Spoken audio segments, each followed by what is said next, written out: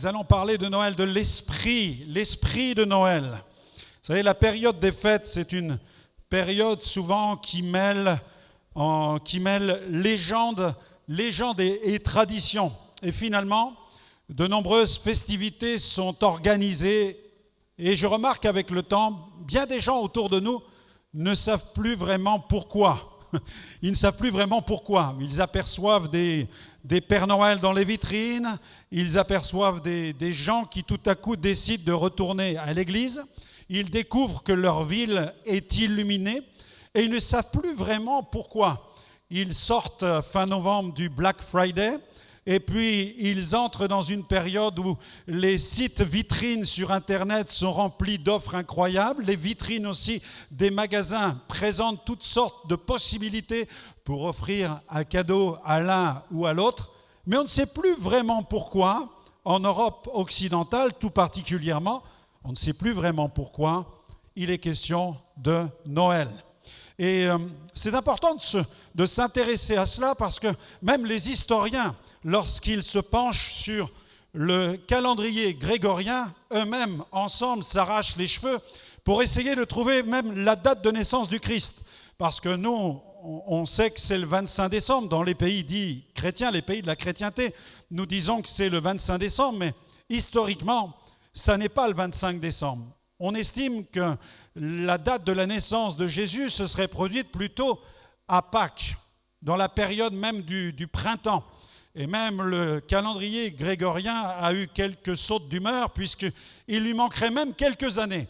Donc nous ne serions pas en 2024, mais peut-être même encore un peu plus loin. Quoi qu'il en soit, nous ne sommes pas sûrs de la date de naissance du Christ. Nous ne sommes pas sûrs non plus du lieu dans lequel il a été inhumé. Parce que si vous allez à Jérusalem, vous découvrirez qu'il y a plusieurs endroits qui se vantent d'être le tombeau du Christ.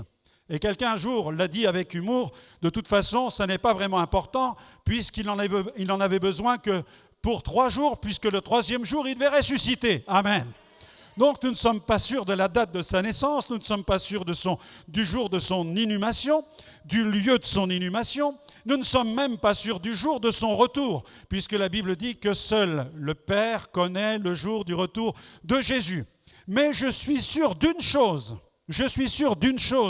c'est que Jésus est né un jour, qu'un jour il est venu dans ce monde, que le Sauveur est né, mais que depuis 2000 ans, des milliers, des millions sont nés de nouveau par la puissance du Saint-Esprit et des millions ont été transformés par la puissance de Dieu. Alors offre une acclamation au Roi des Rois, parce que c'est vraiment ça le plus important, c'est que Jésus ait la puissance de nous transformer. Alors, au milieu de toutes ces hypothèses, je remarque ce passage dans Matthieu 11, verset 6, où la Bible dit « Heureux celui pour qui », et c'est Jésus qui parle, « Heureux celui pour qui je ne serai pas une occasion de chute ». Beaucoup ont trébuché sur le dossier Jésus. Beaucoup ont trébuché sur ce dossier. Mais beaucoup ont découvert la vie éternelle en le rencontrant. Noël, c'est quoi ? L'esprit de Noël, c'est quoi ? Comprenons quel est l'esprit de Noël. Au-delà de nos beaux vêtements, au-delà des lumières, au-delà des spots, au-delà des cadeaux, au-delà de cette atmosphère que nous aimons tant chaque année, quel est l'esprit de Noël ? Premièrement, Noël, c'est la célébration de l'accomplissement du dessein prophétique de Dieu. Amen. Si le calendrier grégorien a eu quelques fautes, eh bien, Dieu, lui, ne fait pas d'erreur dans son calendrier. Dieu dispose de son agenda. Et le plan prophétique de Dieu comprenait qu'à un moment bien marqué de l'histoire de l'humanité, Dieu le Fils de Dieu, viendrait sur la terre et qu'il devrait naître au sein de la tribu de David. Il devrait naître dans une petite ville, ou plutôt un petit village qui s'appelle Bethléem, et que là, eh bien, il naîtrait d'une femme qui est vierge. Donc, le faisceau prophétique était vraiment serré, très serré. Déjà, le Sauveur devait naître dans la ville de Bethléem, la ville où le roi David était né. Il devait naître à cet endroit bien précis. et il devait naître par le moyen d'une femme qui était vierge. Donc, la prophétie annonçait quelque chose de miraculeux. C'était un accomplissement prophétique. Dans Michée, chapitre 5, verset 2, il est écrit ceci, parce que les prophètes nous intéressent, les prophètes de la Bible. Michée, chapitre 5, verset 2, « Et toi, Bethléem, Ephrata, petite parmi les milliers de Juda, de toi sortira pour moi celui qui dominera sur Israël et dont l'origine remonte aux temps anciens. » Allez, faisons simple. L'origine de Jésus remonte à l'éternité. Amen. Parce qu'il est Dieu béni éternellement. Il est le Fils éternel de Dieu. Jésus a existé avant Marie. Jésus, l'existence de Jésus, le point de départ de l'existence de Jésus n'est pas le jour où Marie décide, où Marie le met au monde. Jésus existe avant Marie. Jésus existe avant même la création. Jésus existe de toute éternité car la Bible dit qu'il est l'alpha et l'oméga, le commencement et la fin de toute chose. Gloire à Dieu. Ésaïe, dans le chapitre 9, verset 5, nous dit ceci. « Oui, un enfant nous est né, un fils nous est donné. L'insigne du pouvoir est sur son épaule. » Amen. L'insigne du pouvoir est sur son épaule. On proclame son nom, conseiller, merveilleux, Dieu fort ou Dieu puissant, Père à jamais ou Père éternel, Prince de la paix, pour que s'étende le pouvoir dans une paix sans fin sur le trône de David et sur son royaume. Amen. C'est la célébration du dessein prophétique de Dieu. Dieu proclame, prophétise, annonce la venue du roi. La venue du roi qui doit venir par le moyen d'une femme qui est vierge. Et ce Jésus porte sur lui les insignes de la royauté, comme un général porte ses galons. De la même manière, Jésus porte l'empreinte sur sa personne de la royauté divine. Il est roi de droit divin et il porte ces 4 noms incroyables. Il est conseiller, il est Dieu puissant, Père éternel, Prince de la paix. Et Ésaïe dit même dans Ésaïe chapitre 7, verset 14, on l'appellera Emmanuel. Emmanuel veut dire Dieu avec nous. Le ciel nous a visités par le plan prophétique de Dieu il y a 2000 ans. Au travers de Jésus, il est le chemin dont tu as besoin. Jésus a dit, je suis le chemin, je suis la vérité et je suis la vie. Nul ne vient au Père, au Créateur, que par moi. Jésus est vraiment le chemin dont tu as besoin. Jésus est la vérité que tu as besoin d'entendre. Et Jésus est la vie que tu dois recevoir. Jésus a dit, celui qui croit en moi, des fleuves d'eau vive jailliront de son sein. Parce que Jésus vient régler l'affaire de la puissance du péché. Il vient pour sauver le monde de ses péchés. On peut lire aussi dans l'évangile de Luc, chapitre 2, versets 1 à 7. En ce temps-là, parut un édit de César Auguste, ordonnant un recensement de toute la terre. Ce premier recensement eut lieu pendant que Quirinius était gouverneur de Syrie. Tous allaient se faire inscrire, chacun dans sa ville. Joseph aussi monta de la Galilée, de la ville de Nazareth, pour se rendre en Judée, dans la ville de David, appelée Bethléem, parce qu'il était de la maison et de la famille de David, afin de se faire inscrire avec Marie, sa fiancée, qui était enceinte. Pendant qu'ils étaient là, le temps où Marie devait accoucher arriva, et elle enfanta son fils premier-né. Elle l'emmaillota et le coucha dans une crèche, parce qu'il n'y avait pas de place pour eux dans l'hôtellerie. Avez-vous noté ce que la Bible dit ? En ce temps-là, parut un édit de César Auguste ordonnant un recensement de toute la terre. En fait, il y a 2000 ans, Dieu a fixé un rendez-vous avec la terre. Et ce rendez-vous s'est aligné avec un décret publié par les autorités romaines. Dieu est vraiment le chef d'orchestre qui est passé maître en matière de conjonction des agendas terrestres avec l'agenda divin. Et j'en ai pour preuve dans la Bible, tout simplement, si nous voulons nous intéresser à la mort de Jésus, la Bible dit que Jésus est l'agneau de Dieu qui ôte le péché du monde. Et Jésus fut crucifié au cours du week-end de ce sabbat de la Pâque en Israël.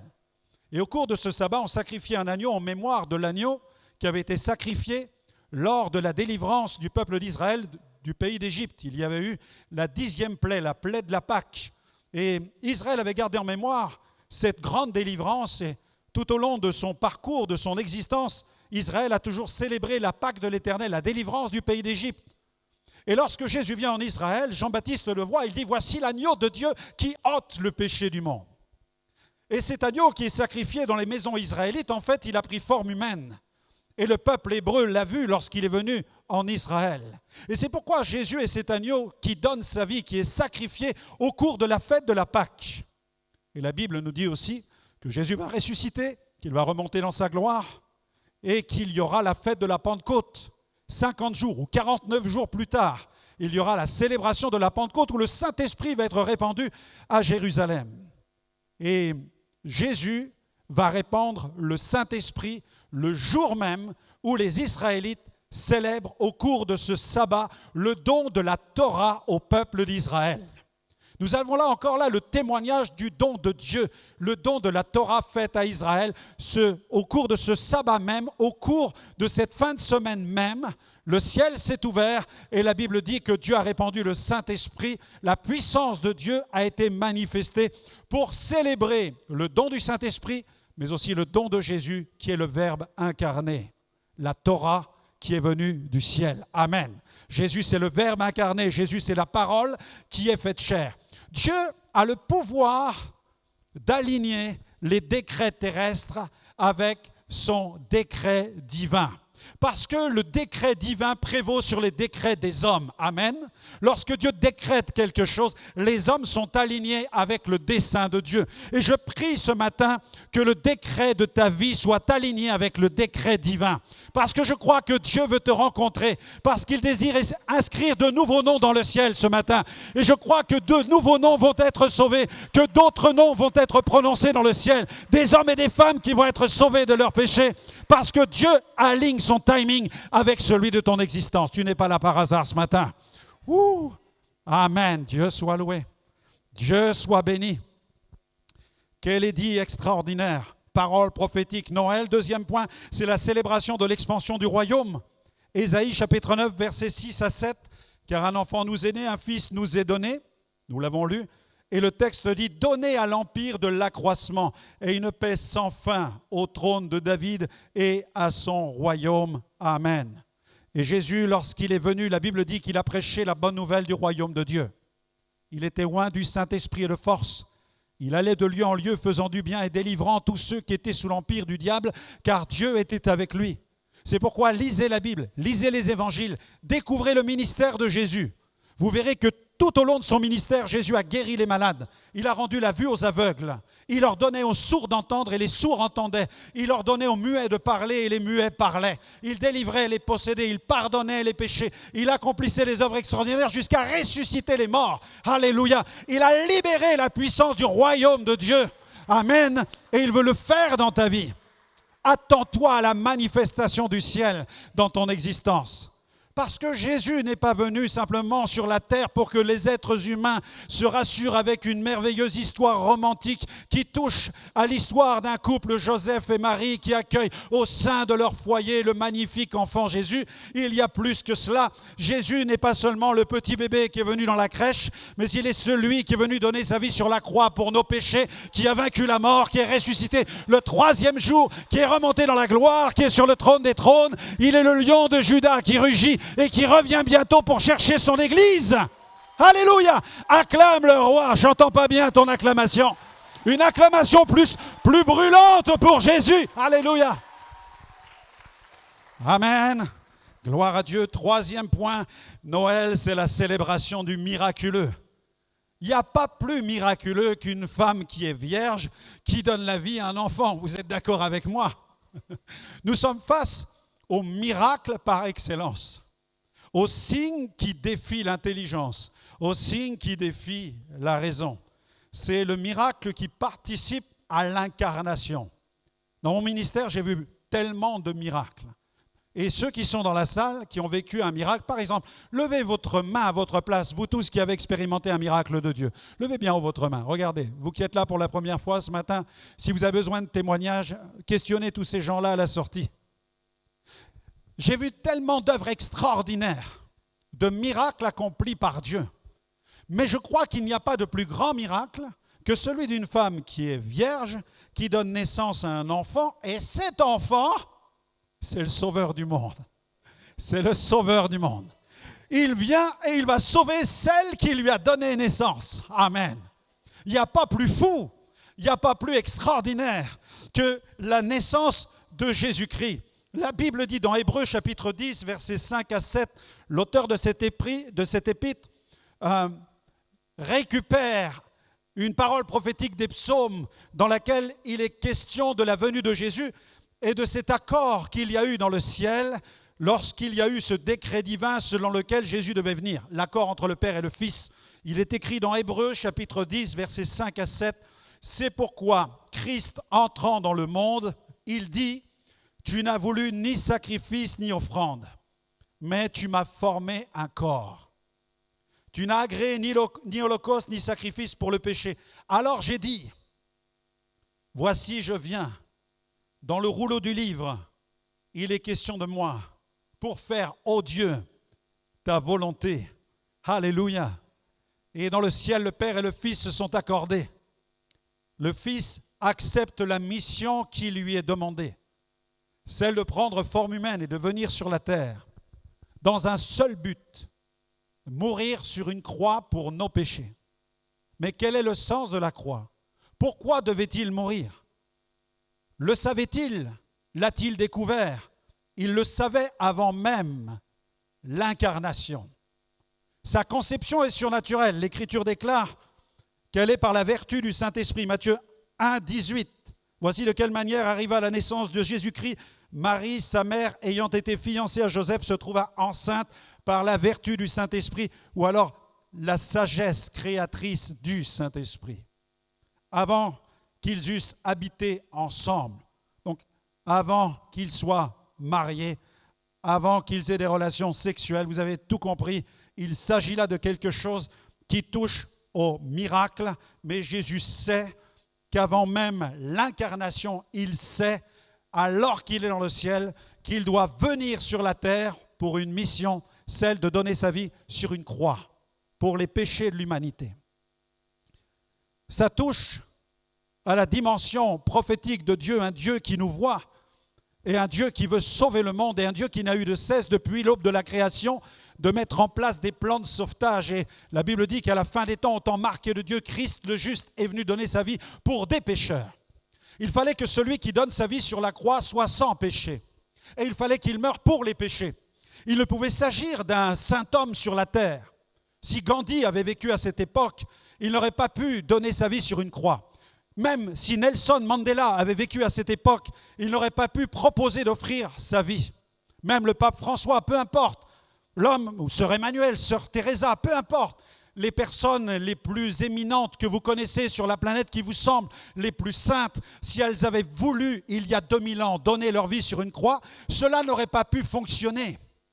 Parce qu'il n'y a pas un juste, pas même un seul. C'est ce que la Bible dit. Tous ont péché, tous sont privés de la gloire de Dieu. Mais il fallait qu'ils soient humains pour satisfaire à la justice divine et apaiser le courroux, la colère de Dieu. Il n'existait pas sur la terre, alors il est venu du ciel. Voilà pourquoi Jésus est venu. Il a pris une forme humaine afin de représenter l'homme devant Dieu et de représenter Dieu devant l'homme. Et il a pris sur lui la peine de notre condamnation. Il a donné sa vie en rançon pour nos péchés. Et il nous a lavés par son sang. Il fallait que le sang qui soit versé ne porte pas en lui la moindre trace ou empreinte du péché. Voilà pourquoi sa conception devait être surnaturelle. Voilà pourquoi il fut conçu par la vertu créatrice de Dieu, parce que son ADN est divin. Nous sommes lavés, nous dit la Bible, par le sang précieux de Jésus. Ce sang, c'est le sang précieux du Sauveur du monde, et nul ne peut être lavé de ses péchés sur cette planète, à moins qu'il ne passe par la croix et reconnaisse en Jésus qu'il est le Sauveur du monde, qui a donné sa vie pour ses péchés. À Dieu soit la gloire. Alléluia. Le chemin est là. Le chemin est là, vous l'avez trouvé. Il est là en face de vous parce que Dieu a permis qu'à la fin des temps, la bonne nouvelle du Christ crucifié et ressuscité soit prêchée. C'est en lui que se trouve le salut. Quatrième point, Noël, c'est la célébration de la venue du Sauveur. Gabriel, l'ange messager, annonce à Marie la venue du Verbe incarné. Ne crains point, Marie. Vous trouverez ces passages dans Luc chapitre 1, versets 26 à 35. Ne crains point, Marie, car tu as trouvé grâce devant Dieu, et voici, tu deviendras enceinte, tu enfanteras un fils, tu lui donneras le nom de Jésus, il sera grand et sera appelé fils du Dieu Très-Haut, et le Seigneur Dieu lui donnera le trône de David, son père. Élisabeth, la cousine, va prophétiser la bénédiction qui repose sur les entrailles de Marie. Elles se rencontrent, et les deux femmes se rencontrent, l'une porte dans son sein Jean le Baptiste, le prophète, et l'autre porte en son sein Jésus, le Sauveur du monde. Et lorsque les deux femmes se rencontrent, tout à coup, il y a une interconnexion entre les bébés. Il y a là une onction extraordinaire. Le sein d'Élisabeth se met à tressaillir et elle est tout à coup saisie par l'onction de Dieu et elle est convaincue que sa cousine porte en elle le Sauveur du monde, le Seigneur de toute la terre. Alléluia, gloire à Dieu. Quelle scène extraordinaire. Elle va déclarer dans Luc 1, vous lirez ce passage, des versets 39 à 45, mais intéressons-nous à juste une portion du passage. Tu es bénie entre les femmes. Voilà ce qu'Élisabeth déclare à Marie. Tu es bénie entre les femmes, le fruit de ton sein est béni. Comment m'est-il accordé que la mère de mon Seigneur vienne auprès de moi? Comment m'est-il accordé que la mère de mon Seigneur vienne auprès de moi? Nous sommes là dans une saturation par l'onction du Saint-Esprit, où Élisabeth est saisie avec une telle onction, une telle profondeur qu'elle est convaincue au plus profond d'elle-même que sa cousine porte en son sein son Seigneur, le Sauveur du monde. Alléluia, gloire à Dieu. Et puis en présence d'Élisabeth, Marie, elle va prophétiser sur la gloire du Sauveur. On appelle cela généralement dans la tradition chrétienne le Magnificat. Il se lit dans Luc chapitre 1er au verset 48. Marie tout à coup va célébrer Dieu, poussée par l'Esprit. Elle va élever une prière, un cantique, et elle dit, la Bible dit, Marie dit, mon âme exalte le Seigneur, et mon esprit se réjouit en Dieu, mon Sauveur. Amen, tu peux répéter avec moi, mon esprit se réjouit en Dieu, mon Sauveur. Voilà ce qu'elle déclare. Parce qu'il a jeté les yeux sur la bassesse de sa servante, car voici désormais, toutes les générations me diront bienheureuse, parce que le Tout-Puissant a fait pour moi de grandes choses, son nom est saint. Sa miséricorde s'étend d'âge en âge sur ceux qui le craignent. Il a déployé la force de son bras. Il a dispersé ceux qui avaient dans le cœur des pensées orgueilleuses. Il a renversé les puissants de leur trône et il a élevé les humbles. Il a rassasié de bien les affamés. Il a renvoyé les riches à vide. Il a secouru Israël, son serviteur. Il s'est souvenu de sa miséricorde, comme il l'avait dit à nos pères envers Abraham et sa postérité, pour toujours. Amen. Marie reconnaît son état de péché.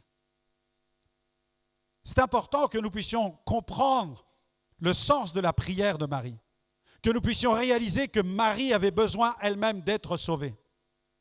Ce n'est pas par Marie que nous trouvons le salut. Marie a été l'instrument qui a permis à celui qui a annoncé le salut et mourir pour notre salut de venir sur la terre. Elle a été le canal. Mais Marie reconnaît ici dans ce passage qu'elle-même elle a besoin d'être sauvée, puisqu'elle dit « Mon esprit se réjouit en Dieu, mon Sauveur ». Elle reconnaît qu'elle a besoin d'être sauvée. Il a jeté les yeux sur la bassesse de sa servante. Elle reconnaît son infériorité à l'égard de Jésus-Christ.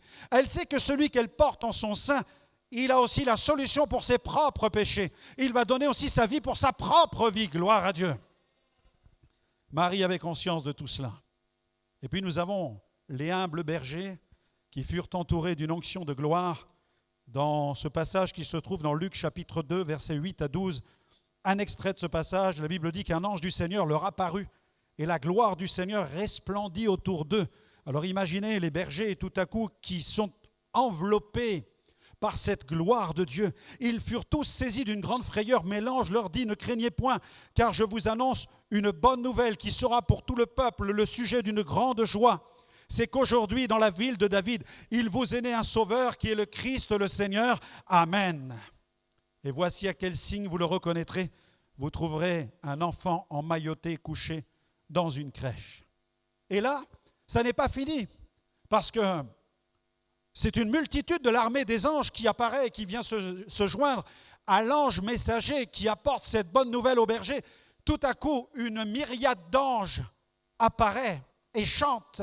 Dans Luc 2, versets 13 à 15, soudain, il se joignit à l'ange, une multitude de l'armée céleste. Pouvez-vous imaginer la gloire de cette vision? Louant Dieu et disant gloire à Dieu dans les lieux très hauts et paix sur la terre parmi les hommes qui l'agréent. Lorsque les anges les eurent quittés pour retourner au ciel, les bergers se dirent les uns aux autres, allons jusqu'à Bethléem et voyons ce qui est arrivé, ce que le Seigneur nous a fait connaître. De concert, les anges proclament la gloire du Sauveur. Le Seigneur et le ciel, les anges, l'univers fut en émoi à l'annonce de la naissance de Jésus. Et après les créatures célestes, les bergers furent les premiers témoins de la manifestation de cette gloire. Et nous voyons aussi qu'ensuite, Joseph, le fiancé, lui aussi, reçoit la visite d'un ange qui lui indique le nom que devrait porter cet enfant roi. Mais imaginez la tempête de cerveau par laquelle Joseph est passé lorsqu'il apprend, lorsqu'il réalise que sa fiancée attend un enfant alors qu'ils ne sont pas mariés, qu'ils ne vivent pas encore ensemble. Joseph est sous le choc, il se trouve face à une situation incompréhensible, car et de plus, il connaît les vertus morales de Marie. Son esprit est totalement perturbé. Et nous lisons dans la parole, voici de quelle manière arriva la naissance de Jésus-Christ. Marie, sa mère, ayant été fiancée à Joseph, se trouva enceinte par la vertu du Saint-Esprit avant qu'ils eussent habité ensemble. Joseph, son époux, qui était un homme de bien et qui ne voulait pas la diffamer, se proposa de rompre secrètement avec elle. Et en fait, cette nuit-là, Joseph ne parvenait pas à trouver le sommeil. Et la Bible dit, comme il y pensait, comme il pensait à rompre. L'Écriture déclare dans Matthieu chapitre 1er, « Voici un ange du Seigneur, lui apparut en songe et lui dit, « Joseph, fils de David, ne crains pas de prendre avec toi Marie, ta femme, car l'enfant qu'elle a conçu vient du Saint-Esprit. Elle enfantera un fils, tu lui donneras le nom de Jésus.